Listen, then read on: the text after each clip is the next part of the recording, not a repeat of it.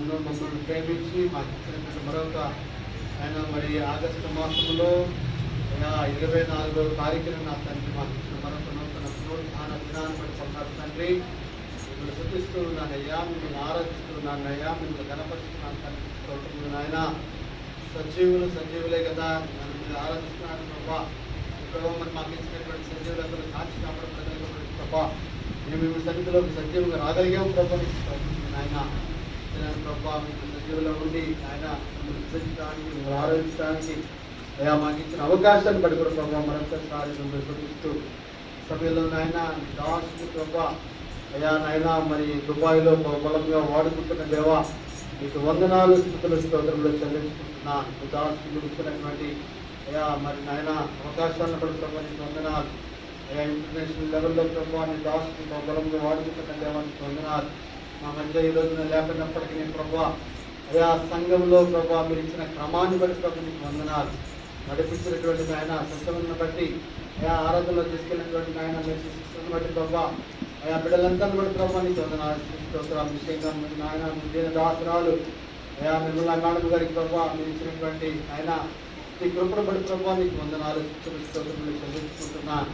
అయా ఈ కొద్ది సంఘం నాయన అయా నా తండ్రి కాల్చబడ అయా మరి కొండ మీద పెట్టబడినటువంటి అయా ఆ యొక్క ఆయన లాంతరములే ఆయన దాచబడుకుంటున్నట్లుగా అనేకులకు ఆయన వెలుగునిచ్చేటటువంటి సంఘముగా ఈ సంఘాన్ని మీరు దీవించి ఆశీర్వదించి రాను దినాల్లో బలముగా నాయన సంఘ సరిహద్దులు విస్తారపరిచి నా తండ్రి సంఘాన్ని దీవించి ఆశీర్వదించుకుంటూ అయా దాసులేని పక్షముగా నాయన అయా దేవుడు చుట్టూగా నా తండ్రి అయా దేవుడును అయోగ్యుడును అపాత్రులను ఆయన నన్ను సిలువు చోట్ల మరుగుపరిచిన తండ్రి ఈ పరలోక పూర్వకంగా వాడుకోమని మాకు కావాల్సిన పరలోక సేవ మన్నాను మనకు దయచేయమని ప్రవేశిస్తున్నామున స్తుతించి నా తండ్రి.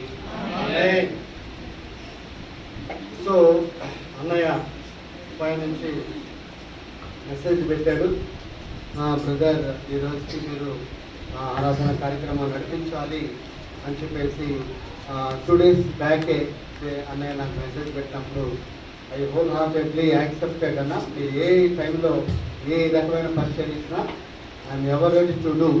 అది సింగింగ్ పరిచర్య కావచ్చు, ఏ రకమైన పరిచర్య సంఘంలో వచ్చినప్పటికీ కూడా మనందరం కూడా దేవుని పరిచయం చేయడానికి ముందుకు రాబద్దులై ఉన్నాం. సో అట్టి మరి కృపను మనందరికీ దేవుడు ఇచ్చాడు దినాన. అయితే మరి అన్నయ్య చెప్పిన తర్వాత మరి నేను ఏ విధంగా ఏం చెప్పాలి నాయన అని చెప్పేసి ప్రార్థన చేసుకున్నప్పుడు దేవుడి యొక్క చిత్తము ఎంత అద్భుతంగా ఉంటుందంటే, నేను నా మెసేజ్ మధ్యలో పాడాల్సిన పాట ఈరోజు అప్పళ్ళే పాడేశాను. అంటే దేవుని చిత్తాలు అంత అద్భుతంగా ఉంటాయి. నేను ఎక్కువ వచ్చిందో మరి మేడం గారికి వచ్చిందో తనకి పాడమని మేడం గారేనా అల్లెల్లు దేవుని చిత్తం అయితే. సో దేవుని చిత్తాలు నిజంగా దేవుని ప్రేమించిన వారికి అనగా తన సంకల్పం చొప్పున పిలువబడిన వారికి మేలు కలుగడిగే సమస్తమును సమకూడి జరుగుతుందని ఎరుగుదము రోమపత్రిక 8:28 కదా. కాబట్టి నేను ఈరోజు ఎన్నుకున్నటువంటి వాక్యం కూడా అదే యోహాను సువార్త 15వ అధ్యాయము. యోహాను సువార్త 15వ అధ్యాయము చెప్తారా? ఎవరి గురించి దేని గురించి చెప్తారా? నిజమైన ద్రాక్షవల్లిని నేను. అద్భుతమైన దేవుడు అండి. మరి నేను ఏ విషయం గురించి మాట్లాడాలి అని చెప్పేసి అనుకుంటున్నప్పుడు నేను ప్రతిరోజు మా యొక్క హౌస్ మీద మా మొక్కలకు నీళ్ళు పెడుతూ ఉంటాను. మా మొక్కలకు నీళ్ళు పెడుతున్నప్పుడు మా ఇంట్లో యేసు ప్రభు గారు ఒక ద్రాక్ష చెట్టు ఇచ్చాడు.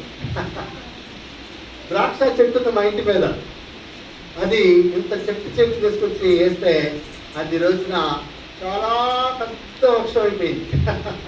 ఆ చెట్టుకి నేను నీళ్ళు పెడుతున్నప్పుడు మరి ఈ చెట్టుకి ఎంత అద్భుతంగా మేము అసలు కాయలు రావేమనుకున్నాం. కానీ ఊహించే రీతిలో గుత్తులు చేస్తున్నాయి అన్నమాట. ఇంతలా గుత్తులు చేస్తుంది.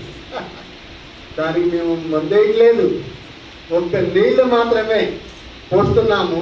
కానీ ఎంత శాఖోపశాఖలుగా విస్తరించింది. ఈసారి మీరు మా ఇంటికి వచ్చినప్పుడు ఆ మొక్కలు చూసి ధరించాలి మీరు కూడా. సో ఈరోజు నాకు గుత్తులు వస్తే మరి మా ఇంకా మిస్సెస్ దానికి ఆ గుత్తులకి ఉడతలు తినకుండా ఇవి పెడుతుందన్నమాట. సో కవర్లు కూడా కడుతుంది. ఆ కవర్లు కూడా ఉన్నాయి, కొన్ని ఉడతలు తినేస్తాయి కొన్ని. సో ఆ మొక్క చూడగానే మరి ద్రాక్ష చెట్టు గురించి చెప్తే బాగుంటుందని నాకు తలంపు రావడం, మరి దాని గురించి నేను అనుకోవటం. కొంతమంది దైవజనుల చేత నేను ప్రతిరోజు వాక్య భాగాలు వెళ్తుంటా కారులో. ఆ దైవదాసుల యొక్క వాక్యాల్లో కూడా ద్రాక్ష చెట్టు గురించి రావటం.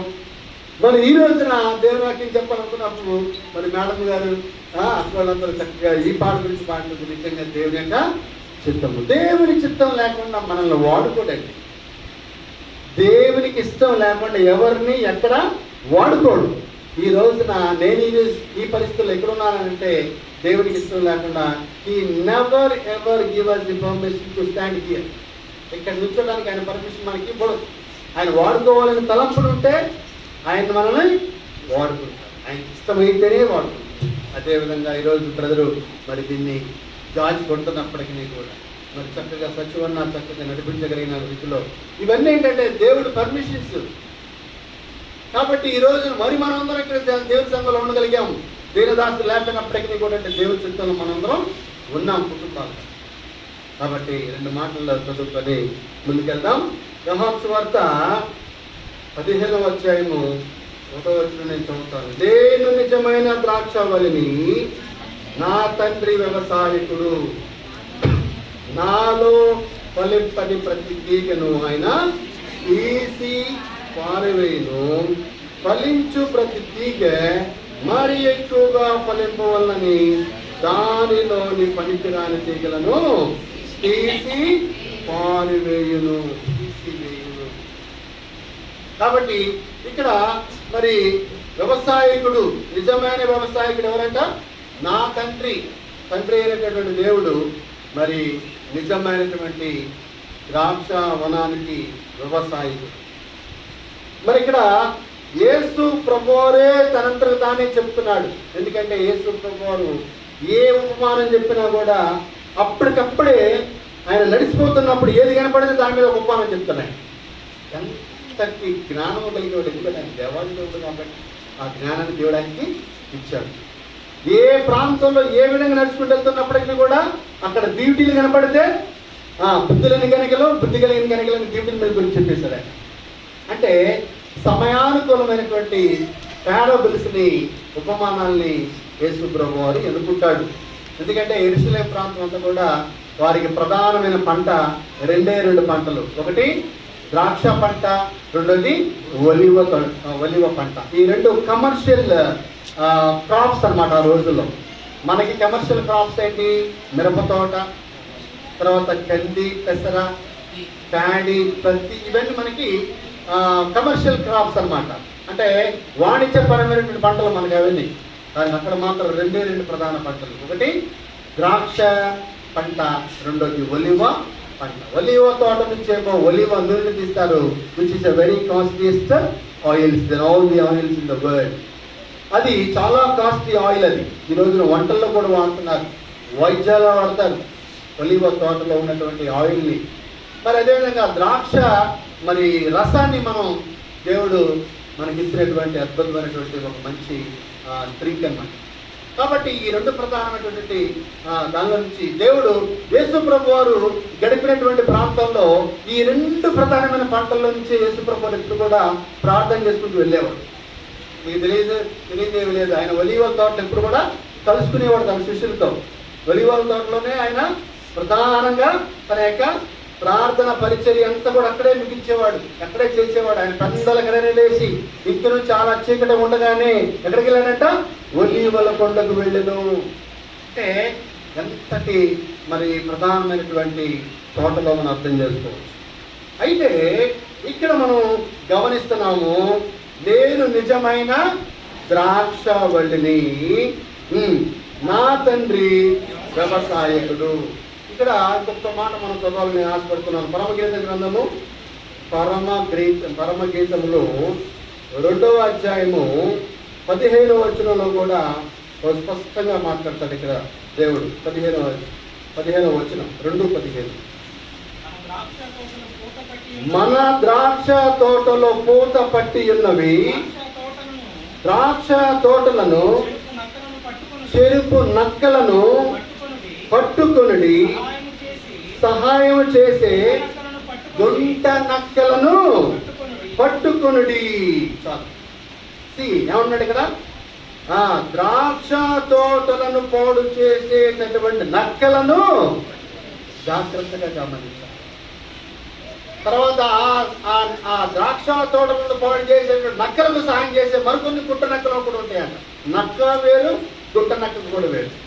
ఈ రెండు చాలా తెలివైనవి. జంతువుల్లో బహుయుక్తమైనటువంటి జ్ఞానము కలిగినటువంటి జంతువు ఏంటంటే నక్క. జంతువులు మారి నక్కని కూడా మనం చాలాసార్లు తెలుసుకుని వచ్చాం. కాబట్టి ద్రాక్ష తోటలను పాడు చేయటానికి నక్కలు పొంచి ఉన్నాయి. ద్రాక్ష తోట ఏపుగా చక్కగా ఫలించటం అనేది ఈ నక్కలకి ఇష్టం ఉండదు, ఏమాత్రం కూడా ఇష్టం ఉండదు కదా.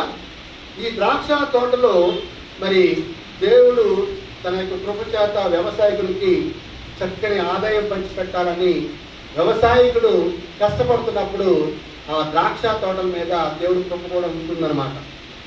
మరి అట్లాంటి ద్రాక్ష తోటలో ఫలించాలని వ్యవసాయకుడు ఏ విధంగా కోరుకుంటాడు, పూత రావాలని వ్యవసాయకుడు ఏ విధంగా కోరుకుంటాడు, పిందె రావాలని ఏ విధంగా వ్యవసాయకుడు కోరుకుంటాడు, కాయగా మారాలని వ్యవసాయకుడు ఏ విధంగా కోరుకుంటాడు, తర్వాత వాటిని రసముగా వచ్చి కమర్షియల్గా అమ్ముకోవాలని వ్యవసాయదారుడు కోరుకుంటూ ఉంటాడు కదా. కానీ మరి అవి ఫలించకుండా ఈ నక్కలు మరి రకరకాలుగా ఇబ్బంది క్రియేట్ చేస్తూ ఉంటాయి. పూత రాకుండా, పూత వచ్చే సమయంలోనే అవి ఎగిరెగిరి కాయల్ని అందుకొని పాడు చేయాలని చెప్పేసి వస్తుంటాయి కదా.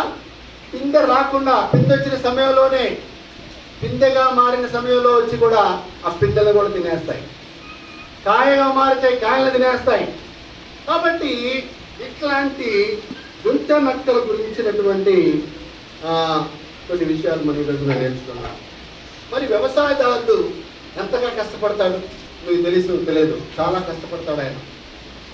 సత్తువు గల భూమి మీద, యెషయా 5:5 ఉంటుంది. సత్తువు గల భూమి మీద నా ప్రియులకు నేను ఒక ద్రాక్ష తోటను నాటి తిని. చూద్దామా? యెషయా గ్రంథము 5వ అధ్యాయం. యెషయా గ్రంథము 5వ అధ్యాయంలో చాలా చక్కగా చెప్తున్నాడు ఆ ద్రాక్ష తోట గురించి. నా ప్రియుని గురించి పాడితే వినుడి, అతని ద్రాక్ష తోటను బట్టి నాకు ఇష్టమైన వారి గురించి నేను పాడితే వినుడి. సత్తు భూమి గల కొండ మీద నా ప్రియునికి ఒక ద్రాక్ష తోట ఉండెను. ఆయన దానిని బాగుగా త్రవ్వి రాళ్లను ఏరి అందులో శ్రేష్టమైన ద్రాక్ష తీగలను నాటించెను. దాని మధ్యను గురుజు ఒకటి వేయించి ద్రాక్ష తొలిపించను. ద్రాక్ష పండ్లు కాయవలని ఫలింపవలని ఎదురు చూస్తుండను కానీ అక్కడ కొన్ని గుంట నక్కలు ఆ ద్రాక్ష తోటని చెరపడానికి తయారైపోయింది. ఎంత దారుణం ఉంది. కాబట్టి ఇట్లాంటి గుంట నక్కలను ఏం చేయాలా? ద్రాక్ష తోట దగ్గరకు రాకుండా చేయాలా, ద్రాక్ష తోట పరిసర ప్రాంతాల్లో కూడా రాకుండా చేయాలి. అందుకని కొంతమంది రైతులు ఏం చేస్తారంటే ఫెన్సింగ్ వేసి కరెంట్ షాక్ ఇస్తారు. ఫెన్సింగ్ వేసి ఆ ద్రాక్ష తోటలకి ఎక్కడైతే ఐరన్ ఫెన్సింగ్ వేస్తారో వేసి దానికి కరెంట్ షాక్ ఇస్తారు. కరెంట్ షాక్ ఇస్తే అడవి పందులు వచ్చినా కూడా అక్కడికక్కడే తగిలితే కొన్ని బలంగా తగిలితేనేమో చచ్చిపోతాయి, కొన్ని అట్ట పుట్టుకోగలనే వాడికి ఏం చేస్తాయి, ఆ షాక్కి పారిపోతాయి. కానీ ఈ నక్కట్ట కాదు. ఇదేం చేస్తుందంటే అమాయకంగా దూరిపోయే పంది లాంటిది కాదు. ఇది ఏం చేస్తుంది, ముందు తలకాయ పెట్టుద్ది, అటు ఇటు తగలకుండా, ఆ తీక్కి తగలకుండా ఈ తీక్కి తగలకుండా, ఆ తర్వాత ఇంకో కాలు వేస్తే ఇంకో కాలు వేస్తే పూర్తిగా లోపలికి వెళ్ళిపోతాడు. పూర్తిగా లోపలికి వెళ్ళిపోయి ఏం చేస్తుంది, బొరియలు తయారు చేసుకుంటాడు. ముందు ఏం చేస్తాడని ద్రాక్ష తోటల్లో బొరియలు తయారు చేసుకుంటుంది. బొరియలు అంటే సొరంగాలు తయారు చేసుకుంటుంది. అది తయారు చేసుకొని ముందు అక్కడ కాపురం పెట్టుద్ది అన్నమాట.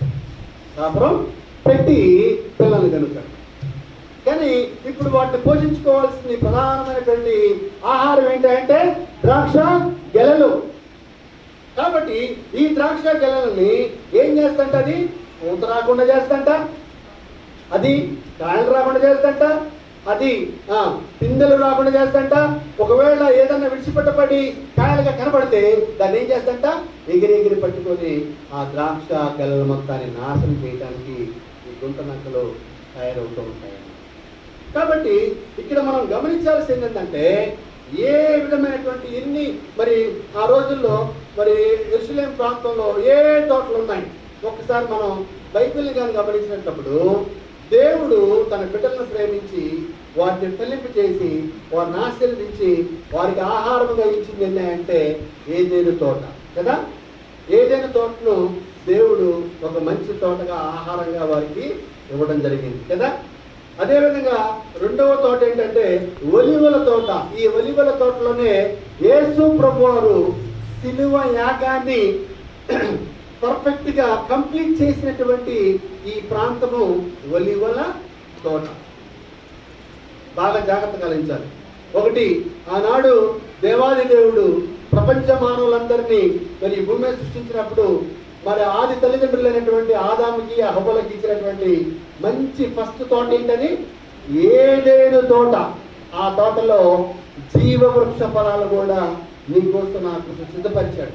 కాకపోతే వాళ్ళ యొక్క అవిధేయత వలన, వాళ్ళ పాపం వలన ఆ జీవవృక్ష ఫలాలు మనం తినకుండా ఈ రోజున పాపాన్ని మనం కూడగట్టుకోవాల్సిన పరిస్థితి వచ్చింది. కాబట్టి ఆ తోట అవిధేయత వల్ల నాశనం అయిపోయింది. అవిధేయత అనేటటువంటి గుట్టనక్క అక్కడ ఒకటి ఉంది. అక్కడ ఆ తోటలో ఏంది ఆ తోటలో ఉన్న అవిధేయత అనే గుట్టనక్క పేరేంటి? సాతాను కదా. ఏమన్నా చూడండి అక్కడ ఆది కాండము 2వ అధ్యాయంలో చూడండి 8వ వచనం. ఆది కాండము 2వ అధ్యాయము 8వ వచనంలో దేవుడైన యెహోవా నేనే చదువుతాను.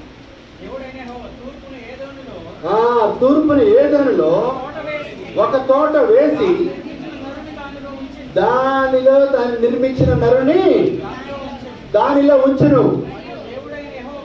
మరియు దేవుడైన యెహోవా చూపునకు రమ్యమైనది ఆహారమునకు మంచిదియును ప్రతి వృక్షమును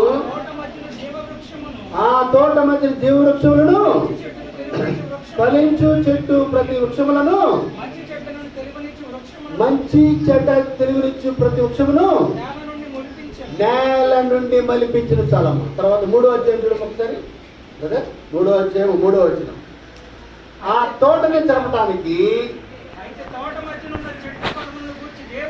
అయితే తోట మధ్యనున్న చెట్టు ఫలములను గూర్చి దేవుడు మీరు చావకుండానట్లు దాన్ని తినకూడదనియు వాటిని ముక్కకూడదనియు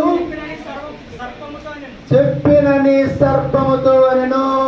చూసారా, ఇంత చక్కని తోటను దేవుడు నీ కొరకు నా కొరకు ఇస్తే ఒక గుంట నక్క తయారైపోయింది అక్కడ. ఏమన్నాడు? ఇది నిజమా? మీరు ఈ తోటలో ఉన్నటువంటి ఈ రమ్యమైనటువంటి వృక్షములు తినకూడదని ఎవరని చెప్పినా, ఒకవేళ మీరు దాన్ని తింటే మీరు తిన్న తినమని ఏమవుతారు? దేవతలు అయిపోతారని ఆయనకి అసూయ, ఆయనకి ఇష్టం లేదు అని ఈ గుంట నక్క ఏం చేసింది? విష బీజాన్ని వేయడం జరిగింది కదా. ఈ విష బీజంతో ఈ మహాతల్లి ఆది తల్లి ఏం చేసింది? వద్దన్న పనిని వాలాంచి చేయటమే ఆ తల్లి దగ్గర నుంచి మనం నేర్చుకున్నటువంటి మనకు వచ్చినటువంటి మనస్తత్వం కదా. ఏదైతే వద్దంటామో దాన్నే చేయటం మన యొక్క నైజం. కాబట్టి ఆ తోటలో ఉన్నటువంటి మంచి చెడులను తెలిపేటటువంటి ఆ యొక్క జీవవృక్ష ఫలాలను మనం తినాల్సిన వాళ్ళమై ఉంటే దేవుడు తగిన సమయాన్ని మనకి ఇచ్చేవాడేమో. తన అనాధికారపు సంకల్పం చెప్పిన ఎప్పుడు ఇవ్వాలో ఎప్పుడు ఇవ్వకూడదు అని తెలుసు కదా. కాబట్టి ఇప్పుడు కాదు సమయము. ఇప్పుడు వాళ్ళకి బట్టలు లేవు శరీరం మీద, వాళ్ళకి ఇంకెంత జ్ఞానం లేదు, వాళ్ళందరికీ నేను నేర్చుకోవాలి అని దేవుడు తన తగిన సమయం ముందు ఎదురు చూస్తూ ఉండగా ముందుగానే కోడు తన గుడ్డుని పెట్టుకున్న తర్వాత అది పొదిగితేనే ఏమవుతుంది? పిల్లగా తయారవుతుంది. కాబట్టి ఈ పొదుగుతున్న క్రమంలో కోడి గుడ్డుని పగలగొట్టినా గుడ్డు స్పాయిల్ అయిపోతుంది. లేకపోతే లోపల ఉన్న గుడ్డులో ఉన్నటువంటి పిల్ల బొమ్మ పగలగొట్టలేదని చెప్పేసి తనంతా తన పగలగొడ వచ్చినా కూడా ఏమవుతుంది? చచ్చిపోతుంది. కాబట్టి సమయం ఉంది. దేనికంటే ఒక సమయం దేవుడు ఇచ్చినప్పుడు ఆ సమయం కొరకు ఏం చేయాలో ఓపికతో వేచి ఉండాల్సింది పోయి ఇక్కడ ఈ గుంట నక్క మాట విని ఏం చేసిందేమో తాను తిరిగి కాక తన యొక్క భర్త కూడా ఇవ్వడం జరిగింది. దాన్ని ఏమంటారు? అవిధేయత.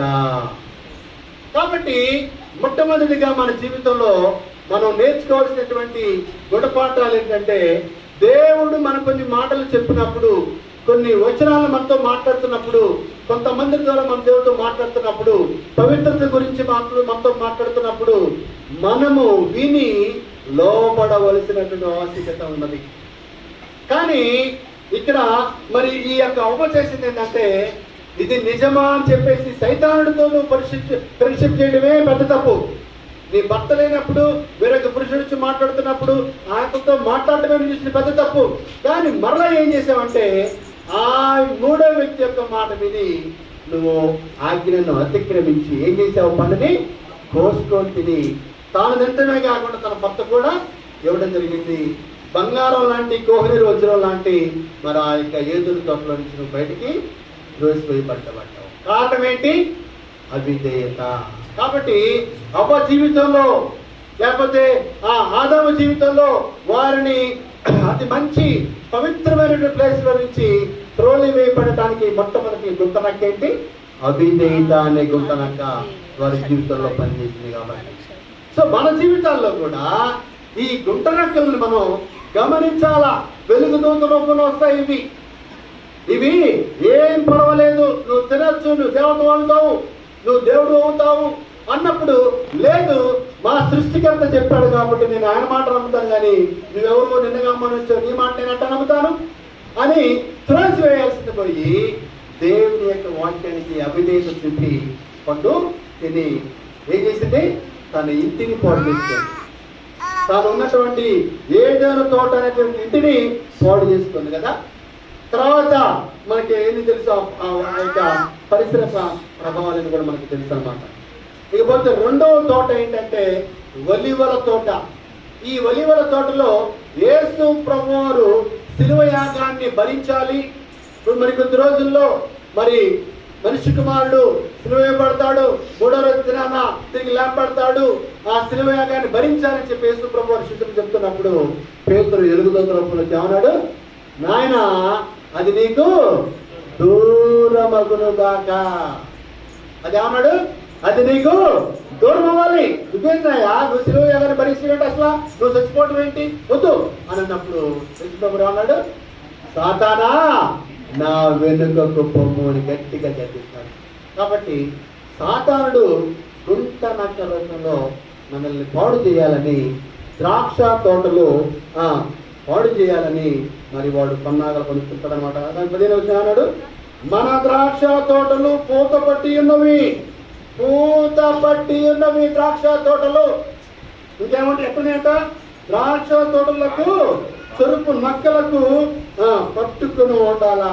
అయితే పూత మీద ఉన్నటువంటి ద్రాక్ష తోటను చెప్పడానికి దుష్టుడు రకరకాల పన్నాగలు పొందుతున్నాడు. కాబట్టి ఈ యొక్క లోకాన్ని చూసినప్పుడు ఈ లోకం అంతా ఎట్టుందంటే పూత మీద ఉంది. ఈ లోకం అంతా పూత మీద ఉంది. ఈ పూతని కాయలుగా మార్చాలి, పొలాలుగా మార్చడానికి ఎవరి చేతిలో ఉంది? దేవుని బిడ్డలైనటువంటి నీ చేతిలో, నా చేతిలో ఉంది కదా. మరి అట్టి కృప నీకు నాకు ఇచ్చినప్పుడు ఆ పూతని కాయలుగా మార్చాలి, ఆ కాయల్ని ఫలింప చేయాలంటే నువ్వు నేనేం చేయాలి? అవిధేయతకి మనం ఏమాత్రం కూడా మనసుకి ఏమాత్రం కూడా అవకాశం ఇవ్వకూడదు. అవిధేయత మన జీవితంలో మనల్ని నాశనం చేస్తుంది. ఈ రోజున అవిధేయత అనేటటువంటి పాపము యవన బిడ్డలను మరి పెద్దవారిని మొదలుకొని యవన బిడ్డల వరకు కూడా అవిధేయత అనేది చాలా వరకు నాశనం చేస్తా ఉందన్నమాట. ఇది ఒక పెద్ద గుంట నక్క.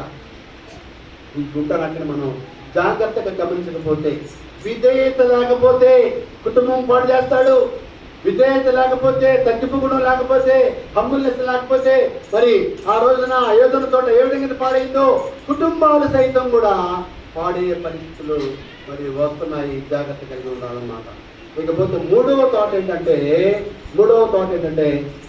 ద్రాక్ష తోట అనేటటువంటి సంఘము. మూడోదేంటి? ద్రాక్ష తోట అనేటటువంటి సంఘం. కాబట్టి దుష్టుడు ఇప్పుడు దేని మీద మరి తన యొక్క కన్ను ఎక్కి పెట్టాడంటే సంఘం మీద కన్ను ఎక్కి పెట్టాడు. సంఘం అనే ద్రాక్ష తోట ఇప్పుడు ప్రస్తుతానికి పూత బట్టి ఉంది. ఈ బిడ్డలందరూ కూడా పూత, వీళ్ళు ఈ బిడ్డలు పూత, ఈ బిడ్డల్ని పూతలోనే తుడిచివేయటానికి కొన్ని రకాలైనటువంటి మరి పాపాలని సైతానుడు అలౌ చేస్తున్నాడు. అదే గుంటనక్క. వాటిలో నెంబర్ 2 ఏంటంటే అసూయ అనే గుంటనక్క. అసూయ అనే గుంటనక్క ఎంతవరకు దారితీస్తుంటే ఒక్కసారి మనం గమనించాం. ఆది కాండంలోనే కయీను ఏం చేశాడు? తన యొక్క తమ్ముడు యొక్క అర్పణను దేవుడు అంగీకరించాడని, తన అర్పణను అంగీకరించలేదని అసూయ పడ్డాడు అనమాట. అసూయ అనేది బైబిల్లో మొట్టమొదటిగా స్టార్ట్ అయింది ఈ యొక్క కయీను హేబేలు దగ్గర నుంచి స్టార్ట్ అయిన. అంతకుముందు అసూయ అనేది లేదు. ఆ తర్వాత యేసు దేవాది దేవుడు తర్వాత చూస్తాడు అసూయ ఎంత భయంకరంగా ఉంటుందా. కాబట్టి ఈ రెండవ గుంటనక్కైనటువంటి అసూయని కూడా మరి మనం మన జీవితాల్లో అలో చేసే పరిస్థితిలో రాకూడదు. కాబట్టి మరి అసూయ ఏ విధంగా మనం జయించాలి, ఏ విధంగా జయించాలి? సంఘం అనేటటువంటి ద్రాక్ష తోటలో మరి సంఘంలో జనరల్కి ఎవరెవరు ఉంటున్నారు? పాస్టర్ ఉంటున్నాడు, తర్వాత విశ్వాసులు ఉంటున్నారు, తర్వాత సంఘ పెద్దలు ఉంటున్నారు, తర్వాత యవనస్తులు ఉంటున్నారు, తర్వాత చిన్న బిడ్డలు ఉంటున్నారు కదా. వీళ్ళందరూ సంఘము ప్రస్తుతము పుష్కలంగా పూతబట్టి మరి కాయలుగా మారాల్సినటువంటి బిడ్డల్ని చెరిపివేయడానికి గుంటనక్కలు పొంచి ఉన్నాయి. జాగ్రత్త పడాలి తల్లిదండ్రులుగా మనం. కాబట్టి ఈ గుంటనక్కల్లో నెంబర్ 2 ఏంటంటే అసూయ. అసూయ అనేది మానవుని సర్వనాశనం చేస్తుంది అనమాట. అసూయ ఏం చేస్తుందంటే మత్సరము, ఎముకలకు కుళ్ళు. మత్సరము, ఎముకలకు కుళ్ళు మనం కలిగి ఉండాల్సింది ఏంటంటే అసూయ స్థానంలో, అసూయ కంటే ముందు మనం కలిగి ఉండాల్సింది ఏంటంటే ఏం కలిగి ఉండాలా? ప్రేమ కలిగి ఉండాలి. ప్రేమ కలిగి ఉన్నారు. మొదటి యోహాను పత్రిక 2వ అధ్యాయం చూద్దాం. మొదటి యోహాను పత్రిక 2వ అధ్యాయం ఒకసారి చూడండి. మొదటి యోహాను పత్రిక 2వ అధ్యాయము 9వ వచనం చదవండి. అసూయ స్థానంలో మనకు ఉండాల్సినటువంటి ఒక మంచి ఆయుధం ఏంటంటే మొదటి యోహాను పత్రిక 2వ అధ్యాయము 9వ వచనం. వెలుగులో ఉన్నానని చెప్పుకొనుచు తన సహోదరుని ద్వేషించువాడు ఇప్పటి వరకును చీకటిలోనే ఉన్నాడు. తన సహోదరుని ప్రేమించువాడు వెలుగులో ఉన్నవాడు, అతని ఎందు అభ్యంతరకరం ఏదీ లేదు. కాబట్టి మనకు కలిగి ఉండాల్సింది అసూయ కాదు, ప్రేమ కలిగి ఉండాలి. ప్రేమ లేకపోతే మనం ఏమి చేయము. ఈ ప్రేమని మన అసూయని ద్వేషించాలంటే, మళ్ళీ ఓవర్కమ్ చేయాలంటే ప్రేమ కలిగి ఉండాలి. మొదటి కొరింథీ పత్రిక 13వ అధ్యాయం చూడండి. మొదటి కొరింథీ పత్రిక 13వ అధ్యాయము. ఈ అసూయ అనేది మనల్ని ఏ విధంగా పాడు చేస్తుంది, లేకపోతే ప్రేమను కలిగి ఉండకపోతే ఏ విధంగా మనం పాడైపోతాం చూద్దాం. మొదటి కొరింథీ పత్రిక 13వ అధ్యాయము 5వ వచనం.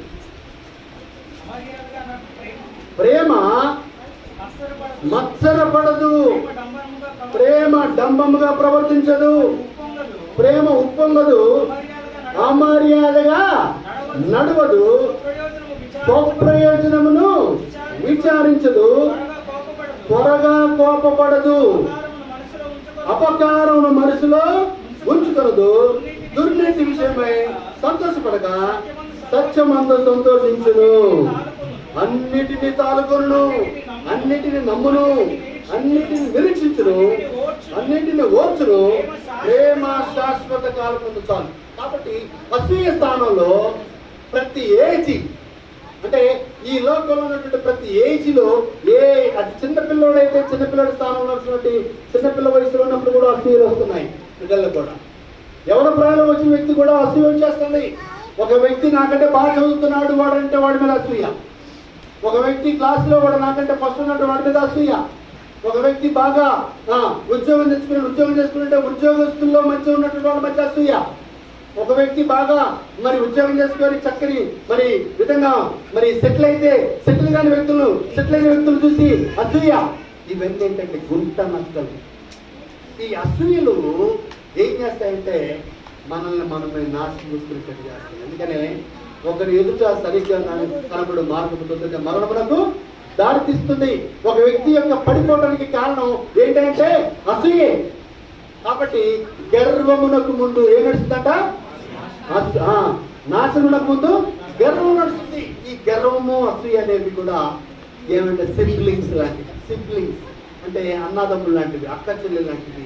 వీటిని ఏం చేయాలంటే మనం మృగలోనే తుడిచివేయాలి. తుడిచివేయకపోతే మన జీవితం అనేటటువంటి ద్రాక్ష తోటని నాశనం చేస్తాయి. మన ఆత్మీయ జీవితం అనేది ద్రాక్ష తోటని నాశనం చేస్తాయి. కాబట్టి ఈ దినాల్లో సంఘంలో కూడా అసూయలు, అవిధేయతలు మరి చోటు చేసుకొని సంఘం యొక్క పరిచయాన్ని నాశనం చేయడానికి దుష్టుడు కన్నెత్తి పెట్టున్నాడు. కాబట్టి దయచేసి సంఘబద్ధముగా, లేకపోతే యవనస్తులముగా, లేకపోతే పెద్దవాళ్ళముగా, లేకపోతే ఉన్నటువంటి సంఘంలో మనందరం కూడా కాయలు మంచి ఫలాలు ఫలించేటటువంటి పరిస్థితి మనం రావాలి. కానీ కారు ద్రాక్షాలు ఫలించేటటువంటి పరిస్థితులు మనం ఉండకూడదు. సంఘంలో నువ్వు బాగుంటే సమాజంలో నువ్వు బాగుంటావు. సంఘంలో నువ్వు బాగా దీవించబడగలిగితే సమాజంలో నువ్వు చక్కగా దీవించబడగలుగుతావు. సంఘంలో నువ్వు బాగా ఆశ్రయించబడగలిగితే నీ ద్వారా సమాజం ఆశ్రయించబడుతుంది.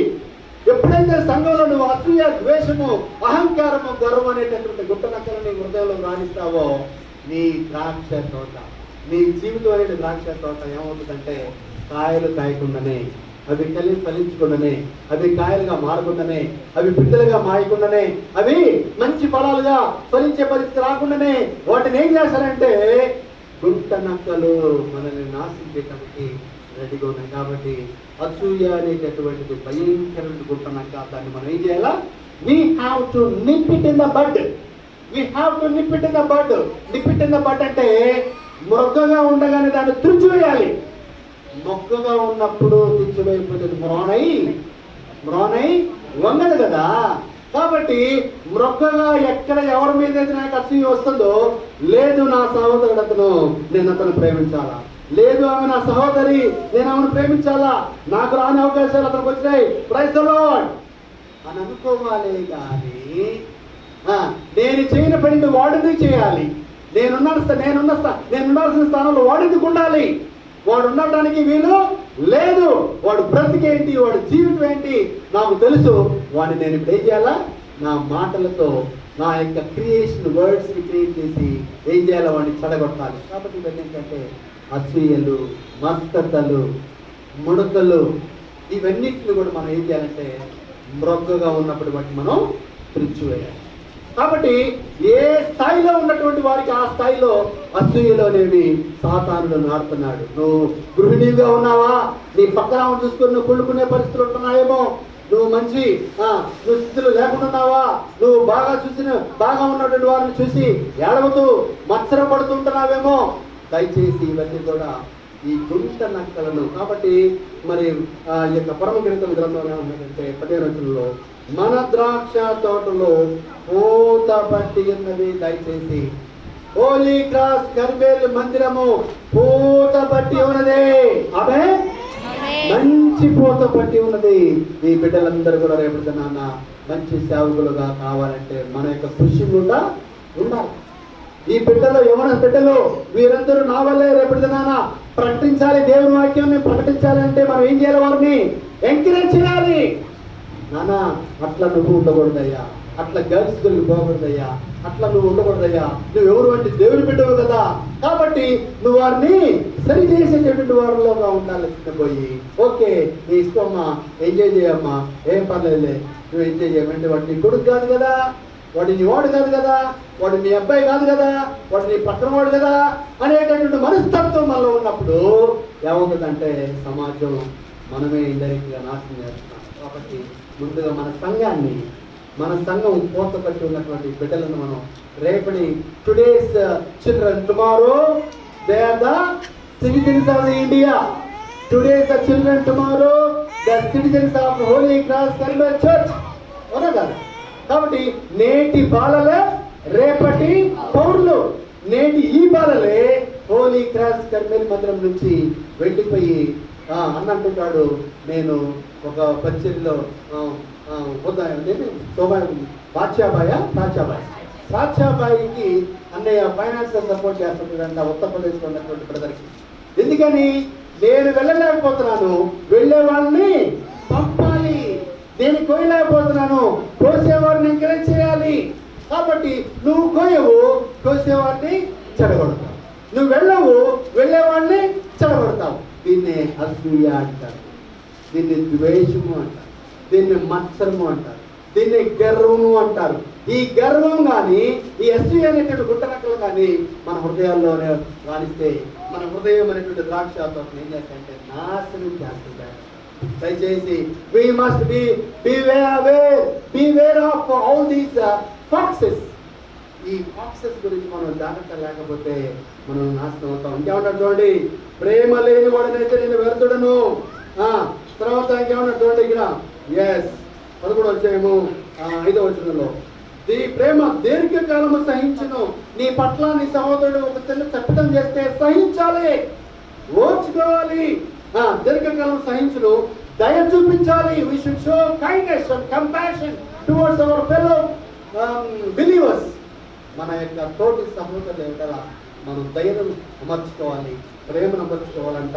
ఇంకేమన్నా చూడండి, ప్రేమ మత్సరపడదు, ప్రేమ ఎదుటివాడిని చూసి డంబముగా ప్రవర్తించదు.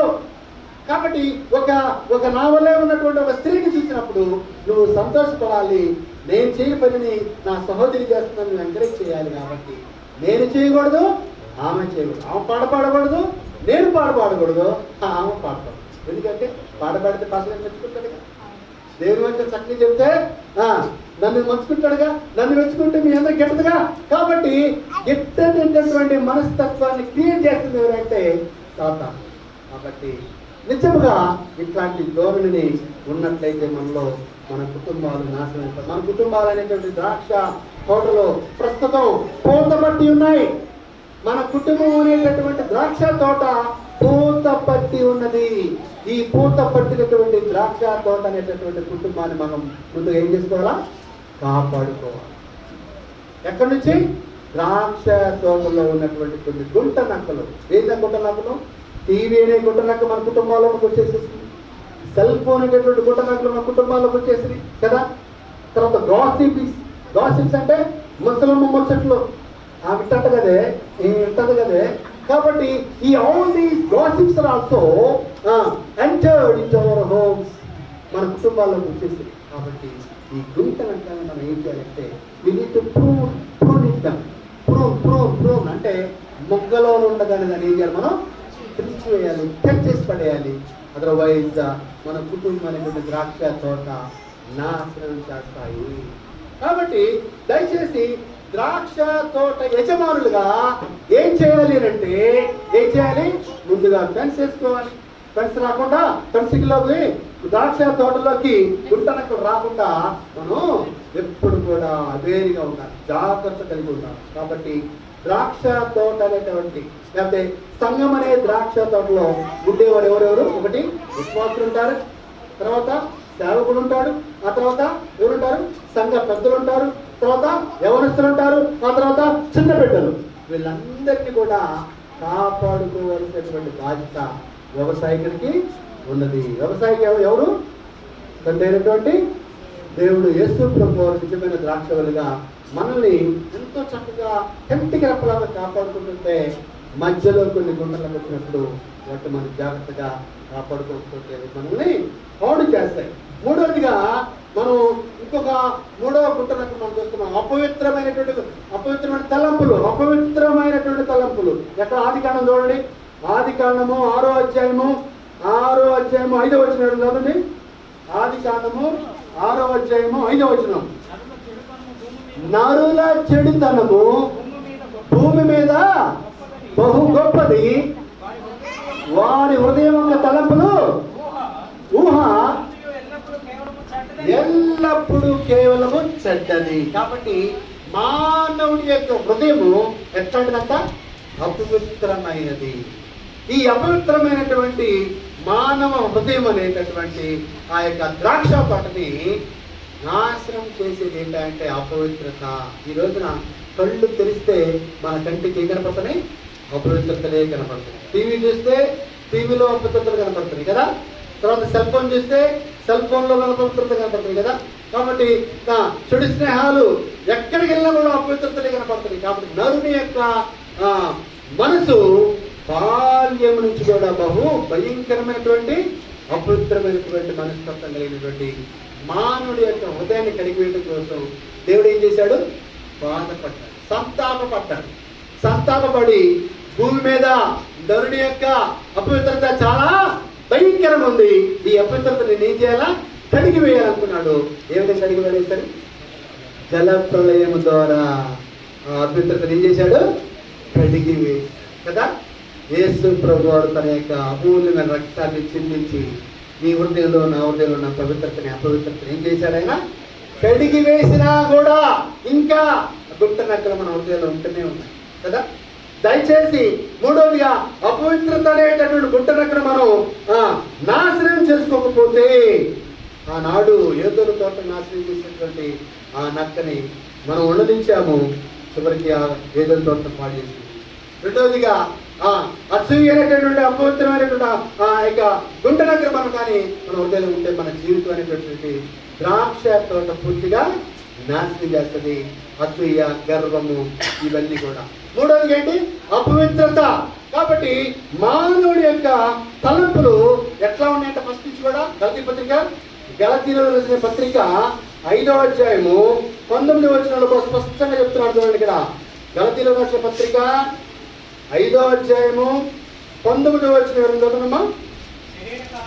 శరీర కార్యములు స్పష్టమై ఉన్నవి, అవేమనగా జారత్వము, అపవిత్రత, కాముకత్వము, విగ్రహారాధన, అపచారము, ద్వేషములు, కలహములు, మత్సరములు, క్రోధములు, కక్షలు, భేదములు, విమతములు, అసూయలు, మత్తతులు, అల్లరితో కూడిన ఆటపాటలు మొదలైనవి, వీటిని గూర్చి నేను మునుపు చెప్పిన ప్రకారము ఇట్టి వాటిని చేయవారు దేవుని రాజ్యమును స్వతంత్రించుకొనరు.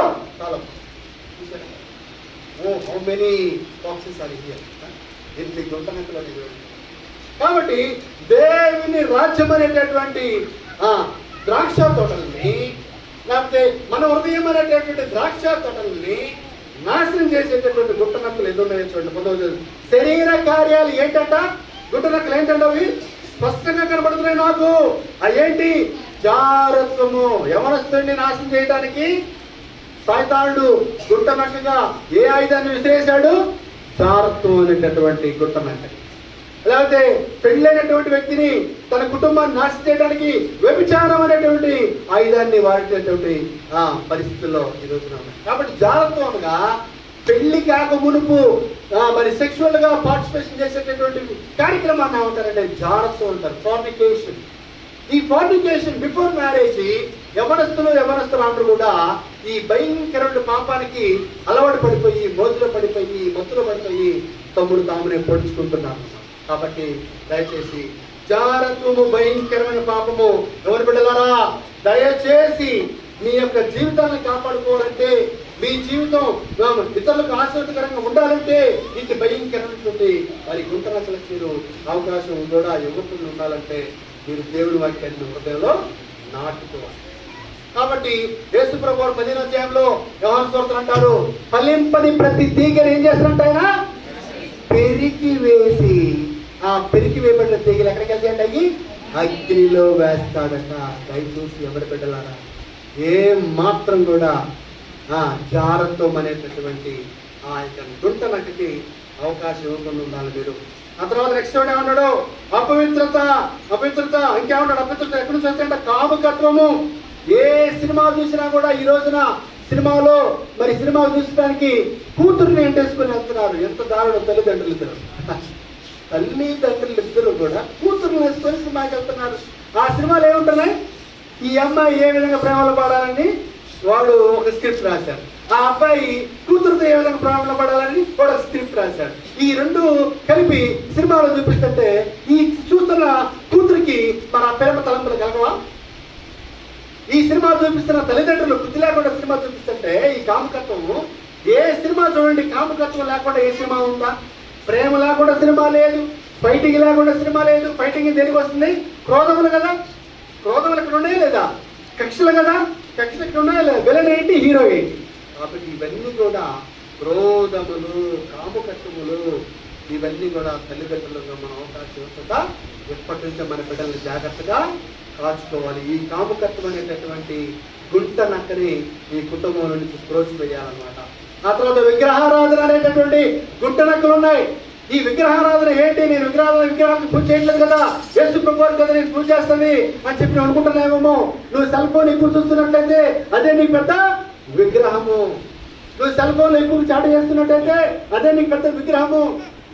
కాబట్టి ఇంకా నువ్వు టీవీని ఎక్కువగా చూస్తున్నావు అనుకుంటే అయితే అది పెద్ద విగ్రహము నీకే. కాబట్టి నీ కొడుకుని ఎక్కువ ప్రేమిస్తున్నావా, నీ కూతురుని ఎక్కువ ప్రేమిస్తున్నావా, నీ అంతాన్ని ఎక్కువ ప్రేమిస్తున్నావా, అవే మనకి విగ్రహాలు. కాబట్టి గుంట నక్కలు వెలుగు రూపం ధరించి మన దగ్గరకు వస్తున్నప్పుడు we should be very very cautious. మనం చాలా జాగరూకమై ఉండకపోతే మనల్ని మనం నాశనం చేసుకునేటటువంటి పరిస్థితి. మన హృదయం అనేటువంటి ఈ ద్రాక్ష వనాన్ని, పూతపట్టున్నటువంటి వనాన్ని పిందెలుగా మారనివ్వాలి, కాయలుగా మారనివ్వాలి. తర్వాత ఫలింపగలిగినటువంటి స్థితిని ఈ హృదయంలో మనం ఇవ్వగలగాలంటే వాటిని జాగ్రత్తగా కాపాడుకోవాలి. హృదయము ఇంకేమన్నటువంటి క్రోధములు, కక్షలు, క్రోధాలు, ఒకరి మీద ఒకరి కోపాలు, ఒకరి మీద కక్షలు. వాడు నా మాట వినట్లేదు. సంఘంలో కూడా, సంఘ పెద్దల మధ్య కూడా ఈ రోజున చాలా పెద్ద పెద్ద సంఘాల్లో ఈ క్రోధాలు ఉన్నాయి, కక్షలు ఉన్నాయి.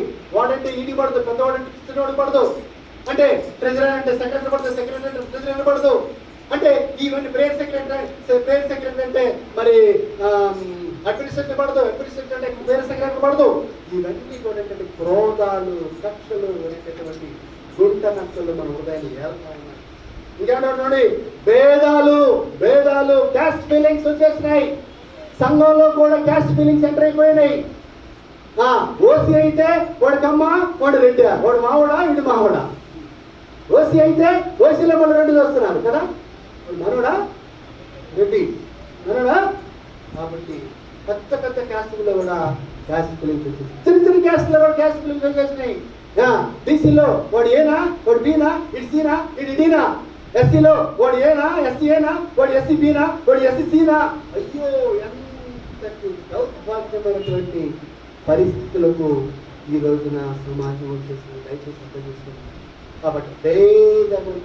కాబట్టి యేసుప్రభు ఏమన్నాడు, యేసుప్రభు పౌలు గారు ఏమన్నాడు, వాడు గ్రీక్ దేశస్థుడు ఎన్ని లేదు, ఇక్కడ మరి యూదుడు లేదు, అందరూ నాకు సమానమే. గ్రీక్ దేశస్థుడు ఎవడు, యూదుడు ఎవడు? నేను యూదులకు యూదుడును, నేను గ్రీక్ దేశులకు గ్రీక్ దేశస్థుడు కదా.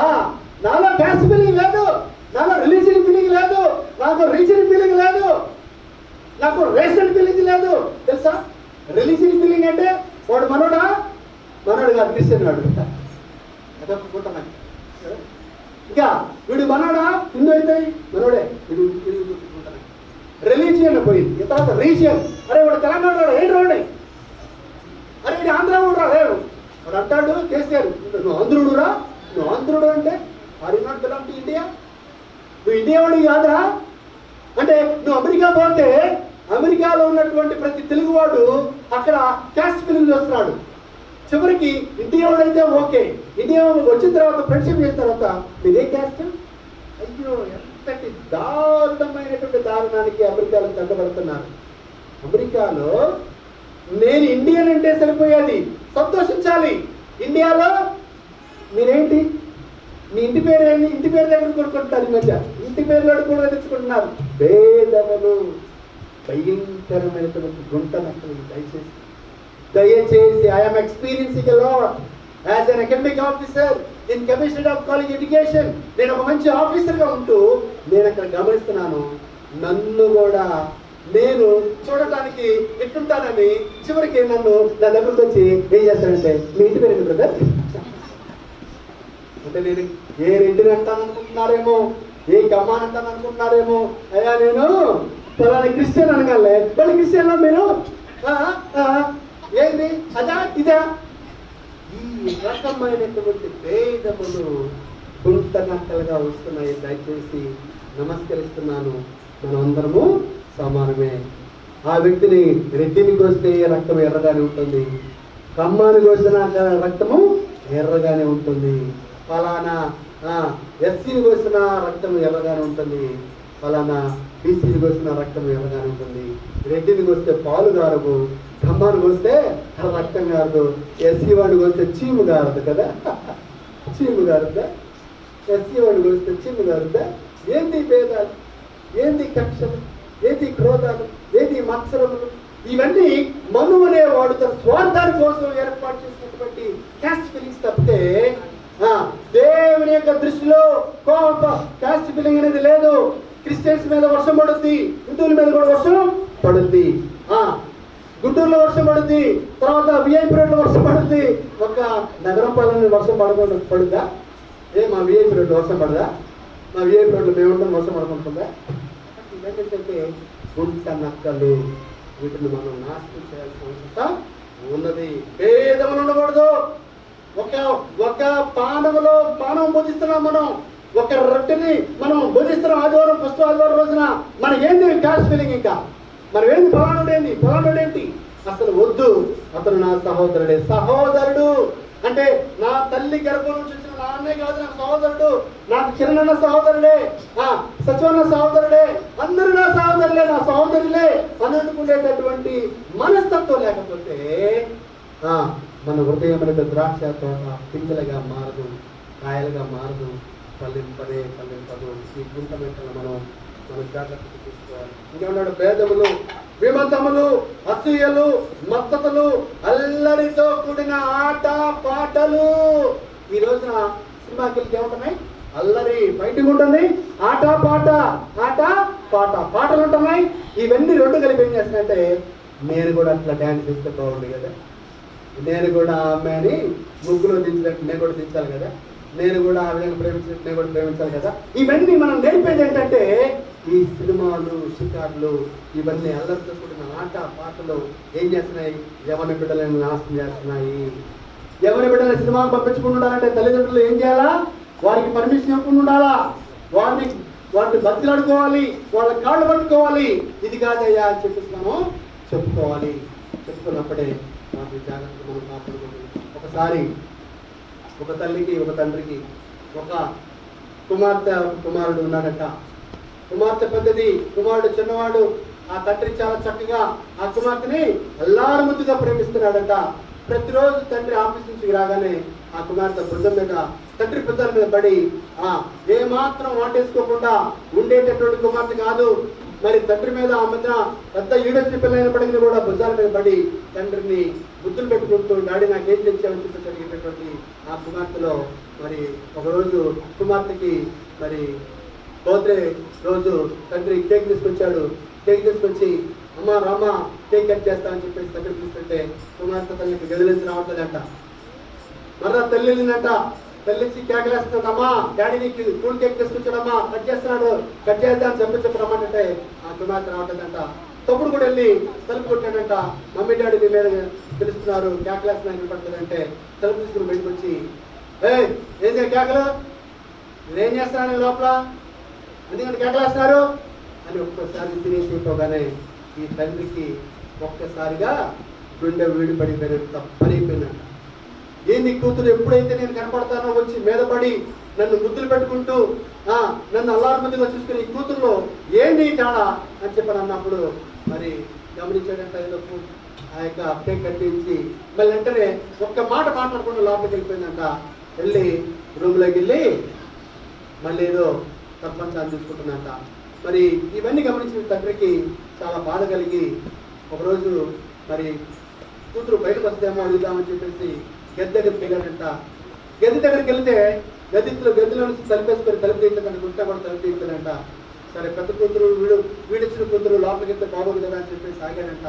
మరుసటి రోజు మరి తల్లిదండ్రులకి చెప్పకుండా, తమ్ముడు చెప్పకుండా తన యొక్క చెడ్డ స్నేహితుడి దగ్గరికి వెళ్ళిపోయిందంట. దాన్ని ఎల్లోట్ అంటారు, దాన్ని ఏమంటారు, లేచిపోవటం అంట. కాబట్టి ఆ అమ్మాయి తన యొక్క చెడ్డ స్నేహితుడితో లేచిపోవటం, అది ఒక రోజు కాదు, 2 రోజులు కాదు, 3 రోజులు కాదు, 4 రోజులు కాదు, 10 రోజులు తర్వాత కూడా పిల్లరాజు ఇంటికి రావట్లేదని చెప్పేసి అప్పుడు ఆ తండ్రి బాధపడి ఒకసారి రూమ్లోకి వెళ్ళి చూస్తే ఆ రూమ్లో ఒక లవ్ లెటర్ ఉంది. ఆ లవ్ లెటర్ కనుక ఒక కుర్రోడు ఫోటో ఉందంట. ఆ కుర్రోడు ఫోటో కనుక ఆమె రాసుకుందంట, నువ్వే నా సర్వస్వము, నా తండ్రి కాదు, నా తల్లి కాదు, నీవే నా సర్వస్వం అని చెప్పిన మాటలు ఆ ఫోటో వెనుక రాసి ఉన్నప్పుడు వెంటనే ఆ తండ్రి గుండె బద్దలైపోయి, ఓకే, ఇంతకాలం నేను ఇంత అల్లారం ముద్దుగా పెట్టుకుని తల్లి ఈ కూతురు ఈ విధంగా తయారైపోయిందని చెప్పేసి ఇక బయటకు వచ్చి వెళ్ళేటప్పుడు అక్కడ రాసిందంట, నా గురించి పోలీస్ స్టేషన్ చెప్పడం కానీ, నా గురించి ఎక్కడన్నా కంప్లైంట్ చెప్పడం కానీ, నా గురించి ఎక్కడన్నా ఓపెన్ చేయ మాత్రం మీకు బాగుండదు అని వార్నింగ్ కూడా ఇచ్చి రాసి వెళ్ళిపోయిందంట.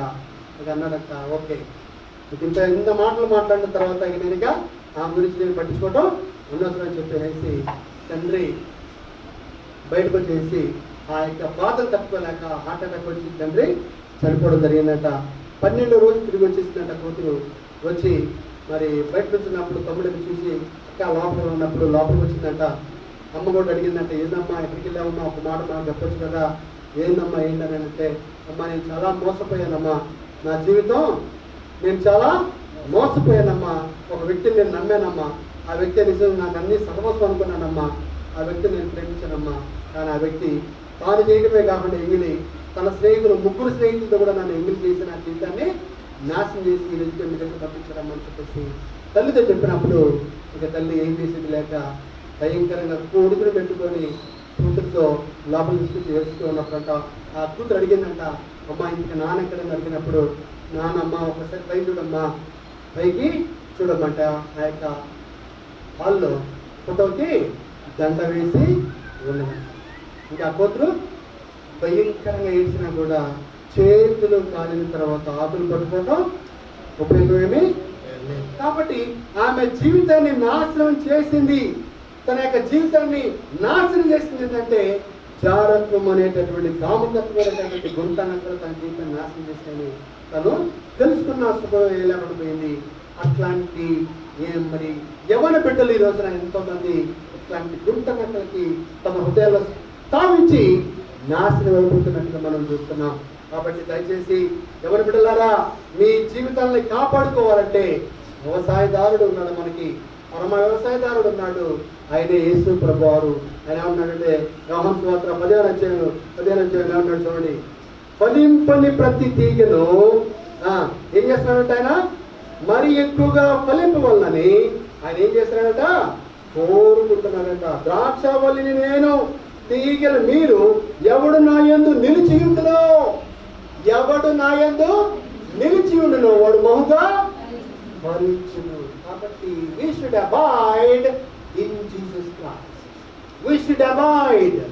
యేసులో నిలిచి ఉండాలి. మనం యేసులో నిలిచినప్పుడు మనం ఏమవుతామంటే బహుగా ఫలిస్తాం.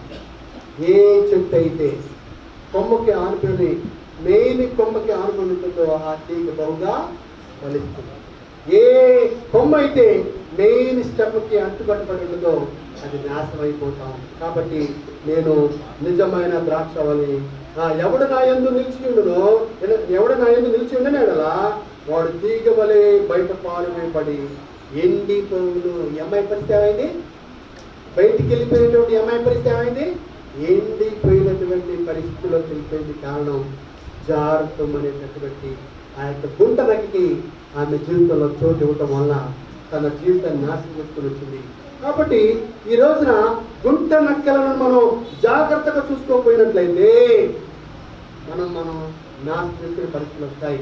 కాబట్టి మూడవదిగా అసూయ, ఆ తర్వాత 4వదిగా జారత్వము, అపచారము, మత్తతలు, తర్వాత భేదములు, తర్వాత మత్సరము, కుళ్ళు, ఇవన్నీ కూడా మనల్ని నాశనం చేసేటటువంటి గుంటలు. ఇవే కాకుండా ఇంకా కొన్ని గుంట నక్కలు మరి మన జీవితాన్ని నాశనం చేస్తాయి. వాటిని జాగ్రత్తగా చూసుకోవాల్సిన అవసరత మన మీద ఉంది.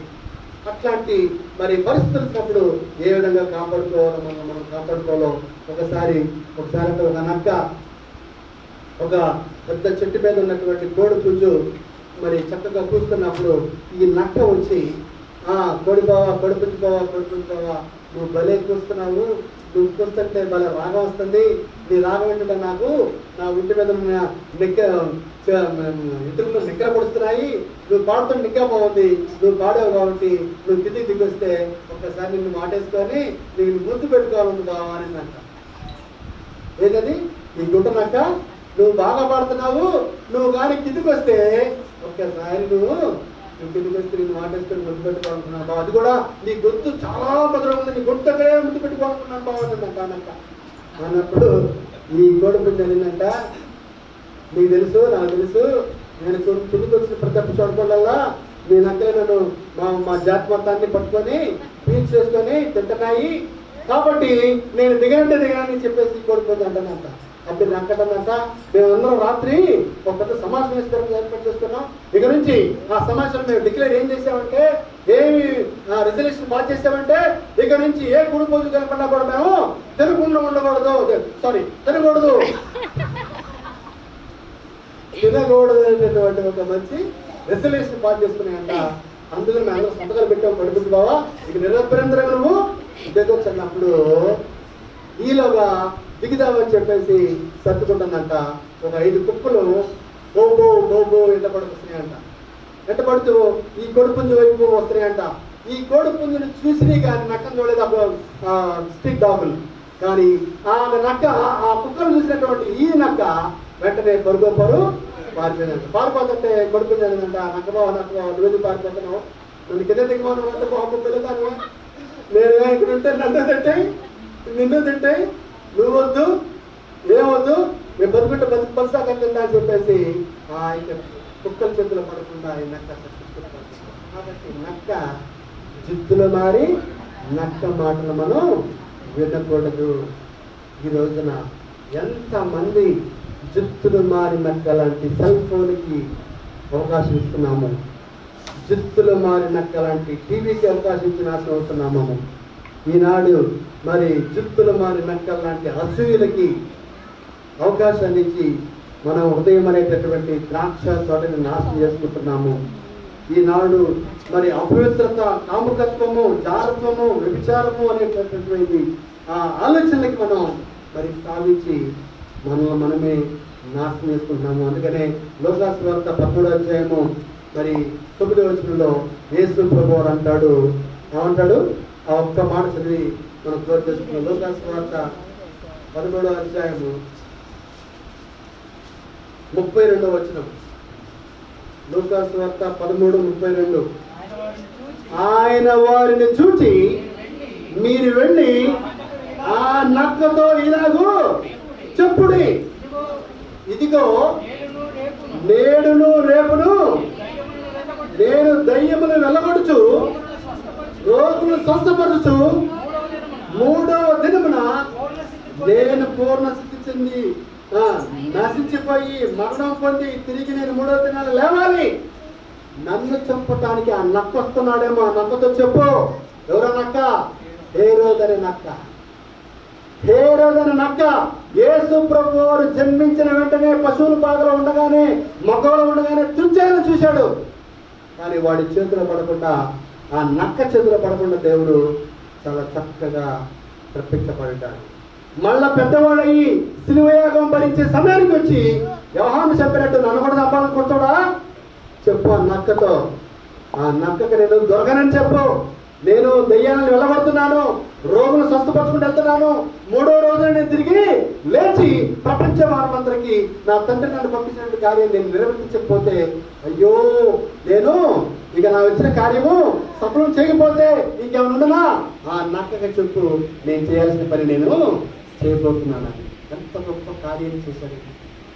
కాబట్టి అంత గొప్ప కార్యాన్ని నీ కొరకు నా కొరకు చేసి కలువరి శిలువలో ఒలీవల తోటలో మనం సిద్ధపరచబడి కలువరి శిలువలో బంధించబడి 3వ రోజున యేసు ప్రభువు లేచి నీకు నాకు ఇచ్చిన అమూల్యమైన రక్షణ భాగ్యాన్ని స్వీకరించిన మనం మన హృదయం అనేటువంటి ద్రాక్ష తోటలను మనం నాశనం చేసేటువంటి గొంత నక్కలను మనం దరి తేరకుండా ఉండాలంటే జాగరూకమై ఉండక మానదు. జాగ్రత్తగా రాకపోతే నిబ్బరము కలిగి 1వ పేతురు పత్రిక 5వ అధ్యాయము 10వ వచనం అక్కడ చదవాల్సిన అవసరం లేదు. నిబ్బరము కలిగి జాగ్రత్త కలిగి ఉండకపోతే నీ విరోధి అయినటువంటి సాతానుడు గర్జించి సింహలే ఎవరిని మిరుగుతున్నా అని తిరుగులాడుచున్నాడట. కాబట్టి ఈ తోడేలు లాంటి, ఈ నక్కల లాంటి, ఈ యవనమైనటువంటి ఈ భయంకరమైనటువంటి ఈ గుంట నక్కలను మనం ముందుగానే పసిగట్టి మన హృదయం అనేటువంటి ఈ యొక్క ద్రాక్ష వనాన్ని కాపాడుకోకపోతే మనల్ని మనమే నాశనం చేసుకుంటాం, మన కుటుంబాలు పాడైపోతాయి, మన సంఘము మన సమాజం పాడైపోతుంది. కాబట్టి ఒక క్రిస్టియన్ బాగున్నట్లయితే సమాజం బాగుంటుంది, ఒక క్రిస్టియన్ బాగుంటే కుటుంబం బాగుంటుంది, క్రిస్టియన్ కుటుంబం బాగుంటే సంఘం బాగుంటుంది, సంఘం బాగుంటే సమాజం బాగుంటుంది, ప్రపంచమే బాగుంటుంది. అట్టి కృప మనందరికీ అనుగ్రహించబడును గాక. చేస్తున్న ప్రేమల తండ్రి, కృపా కనికరములు కలిగిన దేవా, యేసుక్రీస్తుకి శ్రేష్టమైన నామములో ప్రభా, ఈ మధ్యాహ్న కాల సమయంలో నాయన మా గమనములకు తీసుకొచ్చినటువంటి కొన్ని గుంట నక్కలను బట్టి ప్రభా ఆయన మీకు స్తోత్రములు చెల్లించుకుంటున్నాను. ఆ గుంట నక్కలను ప్రభా మా హృదయంలోకి నాయన రానికుండా సహాయించండి అయ్యా. అయ్యా గుంట నక్కలను ప్రభా మా హృదయంలోకి వచ్చినప్పుడు వాటికి నాయన పెంచి పోషించేటటువంటి వ్యక్తులను మేము అనుకున్న సహాయించండి అయ్యా. ఆ గుంట నక్కలను ప్రభా అయ్యా మా హృదయంలో ఏలుబడి చేయకుండా వాటిని మేము కాపాడుకోగలటకు, వాటిని మేము త్రిచ్చివేయగలటకు, వాటిని మేము ప్రార్థనగలటకు సహాయించండి అయ్యా. అయ్యా మా కుటుంబం అనేటటువంటి ద్రాక్ష వనాన్ని మేము కాపాడుకోగలను సహాయించండి అయ్యా. మా బిడ్డలు అనేటటువంటి ద్రాక్ష నాయన మరి పిందెలను కాయలను వాటిని మరి మంచి ఫలాలుగా మా బిడ్డలను తయారు చేసి సంఘంలో విధులు పెట్టి సంఘంలో ఫలించబడినటువంటి బిడ్డలుగా అయినా మా బిడ్డలు మేము పోషించుకోగలటకు సహాయించండి అయ్యా. అయ్యా మా సంఘంలో ప్రభా మాకు ఏ పాత్ర ఇచ్చినప్పటికీ కూడా అసూయ ద్వేషము అమృతత లేకుండా అయ్యా నీ పరిచయంలో ముందుకు సాగిపోగలిగినటువంటి కృపను మాకు దయచేయండి అయ్యా. ప్రత్యేకించి ఆయన ఈ దినాన్ని ప్రభా ఎవరైతే బిడ్డలు ఆయన ఈ యొక్క వాక్యాన్ని విన్నారో ప్రభా వారి హృదయాల్లో ఏ విధమైనటువంటి గుట్టరక్కలు ఉన్నప్పటికీ ఈ సమయంలో తీసి ఆరవేయబడినటువంటి మంచి మనసును వారికి దయచేయండి అయ్యా. అయ్యా ద్రాక్ష వనమైనటువంటి హృదయాన్ని చక్కగా నాయన మరి కాపాడుకోగలిగినటువంటి కృపను దయచేయండి అయ్యా. నీలో నిలిచి ఫలించగలిగినట్లుగా అయ్యా అటు ఫలాలు మేము అనిపించగలిగినట్లుగా సహాయించండి అయ్యా. నాలో నిలిచిన ప్రతి తీగను నేను తీసి పారివేస్తానని మీరు అంటున్నారయ్యా. అయ్యో ప్రభు చేయబడినటువంటి తీగలు తీసుకెళ్ళి అగ్నిగుండం వేస్తానంటున్నారయ్యా. దయచేసి అట్టి భయంకరమైనటువంటి నేను అగ్నిగుండానికి మేము పంపులు కాలకుండా అయ్యా నాయన మీరు మా గమనం తీసుకొచ్చినటువంటి వాక్య భాగాలను మా హృదయాన్ని భద్రపరుచుకొని అయ్యా పరలోక రాజ్యాన్ని మేము వారసులుగా సాధించమని ప్రభు హస్తాలకు నాయన ఆ సంఘమును ప్రతి బిడ్డ దగ్గర ప్రవేశిస్తున్నామున స్తుతించి ప్రార్థిస్తున్నాం తండ్రి. ఆమేన్. తండ్రి అయిన దేవుని ప్రేమయు కుమారుడైన యేసుక్రీస్తు కృపయు పరిశుద్ధాత్మ దేవుని కన్యమైన సహాయము ఇప్పుడును ఎల్లప్పుడును అందరికీ అనుగ్రహించబడును గాక. ఆమేన్. ఆమేన్. Thank you madam.